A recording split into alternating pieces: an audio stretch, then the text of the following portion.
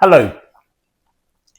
On a number of occasions, I've said that I feel that New Zealand's Chardonnays are highly underrated, and today I have another opportunity to put that record straight. At the same time, I'm also going to do a shameless plug for an auction that the Institute of Masters of Wine are doing, because it's a fantastic auction going on at the moment online with Sothebys, so mostly based in London, but also with lots available in the United States and many from all around the world. There are over 60 lots, including opportunities to have dinner with Jancis Robinson, for instance, to purchase large format bottles such as a Pavillon Rouge de Chateau Margaux 2015 or a 3 litre double magnum of Chateau La Fleur Petrus, options to buy experiences to taste Burgundies with the likes of specialists such as Jasper Morris, Charles Curtis or Jenny Cho Lee. We have fantastic lots from Greece, from Italy, from Germany, from Austria. But one lot, a little closer to home, involves a case of New Zealand Chardonnays with 2 wines from each of 6 properties owned and run by 5 Masters of Wine in New Zealand. These Masters of Wine are Michael Brakovich of Kimia River, Sam Harrop, Nicholas Paris, Sophie Parker-Thompson and Steve Smith, who, because he's put in wines from 2 producers that he owns, has given 4 wines towards this. Now, you could use this opportunity just to buy these 12 wines to have them for your cellar and drink them, but there is the option, should you so wish, to have one of the producers come and present them to you. It would have to be in the London area within the M25, and you would have to provide a venue. But as I say, the successful bidder would have the option to have this tasting run for them for up to 10 guests. So today, just as a preview for that, I wanted to take a look at one of the wines that's available. It's Blank Canvas's Tano Chardonnay from the 2023 vintage. It's a wine from Marlborough, specifically from the Blind River sub-region of Marlborough. It's a wonderful wine from a producer I think is very exciting. So the auction is currently open. It's on Sotheby's website. I'll leave a link to it in the notes below. And the auction will be going on until the 15th of December, when the bids will start to close from 10 o'clock Greenwich Mean Time. So the wine I'm looking at, as I say, Blank Canvas, is Tano Chardonnay 2023. Now, Blank Canvas is a relatively new producer. It was founded by a wife and husband team, Sophie Parker-Thompson, who's a Master of Wine, and her husband Matt Thompson, and between them the couple have over 35 years of winemaking experience, not just in New Zealand but internationally. Rather than owning vineyards, Sophie and Matt are working with long-term growing partners throughout New Zealand, principally in Marlborough but also in Hawke's Bay, so they have a vineyard in the Gimlet Gravels that they work with, and also Central Otago. And overall, they work with 9 different vineyards, and this gives them a whole array of different terroirs to work with. So the company philosophy is embedded in its name. The idea is to treat every vineyard and every vintage as a blank canvas to try and express the wine's own particular character. Essentially, all these wines are made as small batch wines. Now to talk about the producers. Sophie grew up in a winemaking family. Her childhood evidently was in Gisborne, and then she also lived in Central Otago. So winemaking and hospitality were part of her upbringing. Initially, she studied for a law degree and I think had passed for the bar, but the wine industry drew her back. And in 2011, she found herself working the vintage in Marlborough. She met Matt, they settled down, and in 2013, they founded their own premium winemaking venture, Blank Canvas Wines. Sophie's an advocate of the quality and of the different regional identities of wines coming from the Marlborough. In fact, she sits on the board of a company called Appellation Marlborough Wine. You'll see their logo here on the neck of the bottle. She's also the New Zealand consultant and contributor to both the World Atlas of Wine and the Oxford Wine Companion. Matt's background is as a biochemist. He started making wine in 1993 and since then reckons he's worked 2 vintages every year, which I think puts him on something like 66 different vintages. So he's an incredibly experienced winemaker who's made wine right across the globe. In New Zealand, he was consulting for St Clair, Delta Wine Company and Lake Chablis up until the time when he stopped working with them in 2017 to concentrate on Blank Canvas. But he still consults around the world and works with wineries in something like 8 countries. So let's move on to talk about why the wine's called Tano. You might think that's a slightly unusual name. The wine is named in commemoration of somebody called Geatano Tobin. And Geatano, or Tano as his friends called him, was the director of the Cantina di Monteforte, which was a cooperative producing Soave. Now, Tano passed away in 2021, but had been a very good friend and a mentor, particularly to Matt. He's something of a visionary. He was quite instrumental in establishing and championing the idea of the different crus of Soave, which he saw as being like the Chablis of Italy. So I believe this is actually the first vintage of a wine which has been named to commemorate their friend Tano, and it's been made to try and embody the principles that were so dear to Geatano Tobin. They're aiming for high-toned grapefruit notes with floral aromas and vibrant acidity, delivering some really lovely, long, elegant flavours on a vibrant finish. Now, to that end, fruit for this wine came from Arnadale Farm, which is in the coastal Blind River region of Marlborough. And Blind River lies to the south of the Awatere River and sits between Awatere and the sea.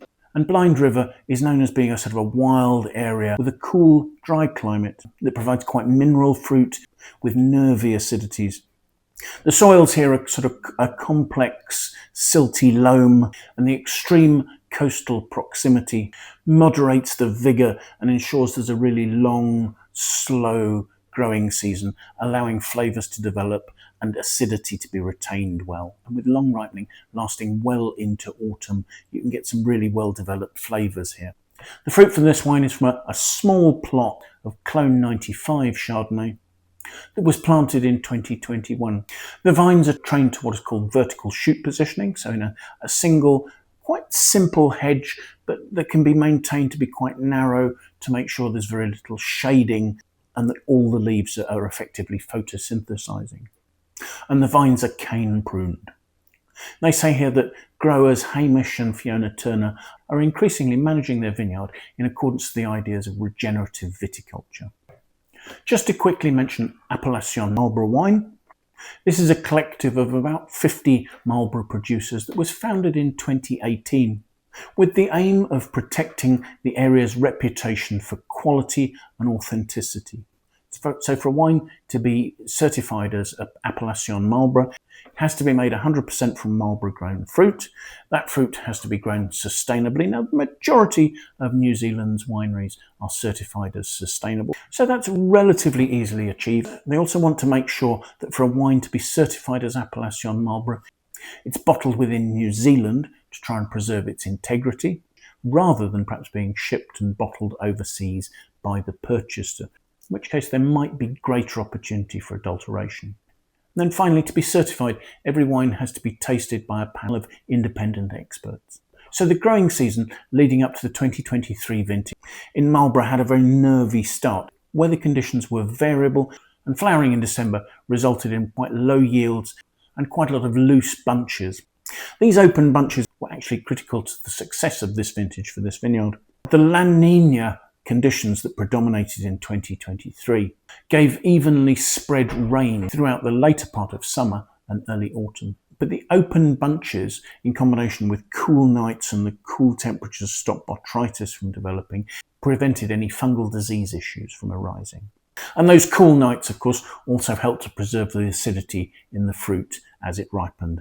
Exceptional weather through March and April resulted in ripe fruit with intense flavour. As for the winemaking, the fruit was entirely hand-picked and it was gently pressed. Now, the juice was run straight into a single 25 hectolitre, so 2,500 litre, what they call a Botte, which is a large barrel, sort of quite commonly seen and used in Italian wineries.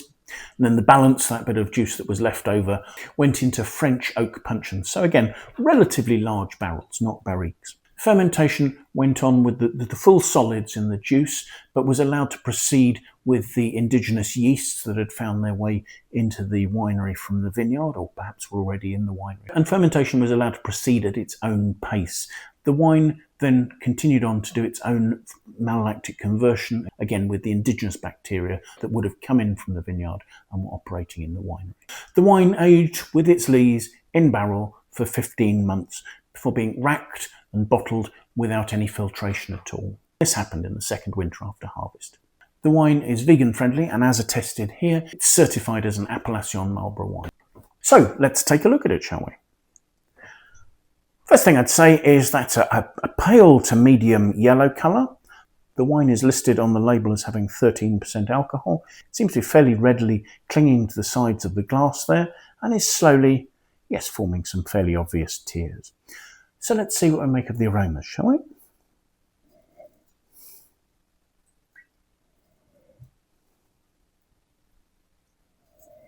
The aromas are quite pungent.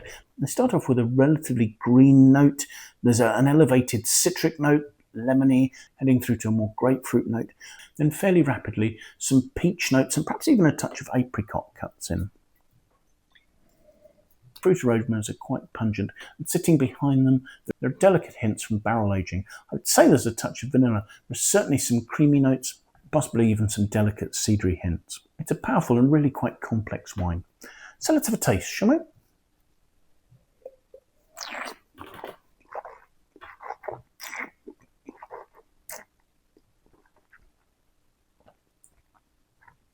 The wine's dry with balanced acidity. It starts off with quite a mineral aspect. There's an almost sort of slightly toasty, gunflinty note that seems to denote the indigenous fermentation that's gone on. But very rapidly, there's actually quite a rich fruit that starts to come through. The acidity starts to impose itself a little. So as richer and really quite nicely defined peachy notes are showing on the palate. There are also some underlying grapefruit influences that are really helping the wine sort of stay focused and giving the mid-palate some lovely fresh vitality, rather than simply becoming rounded and heavy and showing off the sort of the ripe peach and apricot stone fruit notes. Just certainly present and are supported by some delicate, creamy, leesy notes at the back there. These elements combine harmoniously. They're all slowly opening and showing themselves. The acidity that didn't open with a rush is giving a mineral nature to the finish that's helping again just to tone down and temper the overtly tropical, ripe stone fruit notes that might otherwise just take over. The alcohol doesn't stand out at all. That's beautifully balanced. Finish is very clean, refined, elegant, perhaps a little restrained. It's that mineral, grapefruit, and then perhaps a little more sort of lemony citrus sort of notes coming through there to give it some lovely length. When I was researching this, I saw that there's a drinking window suggested for this wine out to 2038, and I did wonder if that was a little excessive. But actually, given the wine's wonderful underlying acidity, its preciseness, the concentration of its fruit, I would be really interested to see how this wine develops over the next 10, 12, 13 years. I think it could be truly spectacular. Just at the moment, I've got some really beautifully focused mineral notes and lovely, elegant supporting fruit sitting on my palate there on this really long but restrained, elegant finish. This is an impressive wine, and I can see why the Wine Searcher aggregated critics score is 93 out of 100. It certainly justifies that, and given what I've said, I'm wondering whether 94 might actually be a better score for this. I think it probably would. It's a wine of balance, elegance, vibrancy, that has some real self-confidence and appears to have a long life ahead of it. So thank you so much for watching. I do hope you found this video of interest. If you've enjoyed it, it would be fantastic if you'd press the like button for me. That really helps. If you're watching these videos and enjoying them and you haven't yet subscribed, could I ask you, please, could you consider that? Again, having more subscribers helps my channel to prosper. For that reason, if you have any friends you think might like to watch the video, do please feel free to pass it on to them. I'd really appreciate your endorsement in that way. And if you have any comments, please do leave those in the comments box below. It would be great to hear what you think about the wines I'm looking at, the tastings I'm doing, or anything else that relates to that. I will, of course, leave a link to the Wine Searcher webpage for this vintage of this wine, so you can see if it's available in a market near you and at what price. I will also, as I say, leave a link to the Sotheby's auction page where you can log in and register to bid for this lot. I think it's lot 57, should you wish either to just buy the wines or to have the whole experience of having one of the producers come along and present them to you and a group of friends. So yes, do follow that. The auction is absolutely stupendous, and there's some amazing lots that if you have wine-obsessed friends or family might make some amazing Christmas presents. So thank you once again for watching, and I do hope that maybe you'll make some time go and visit the Institute of Masters of Wine auction, or maybe come back and watch some more tasting videos with me. But until then, bye for now.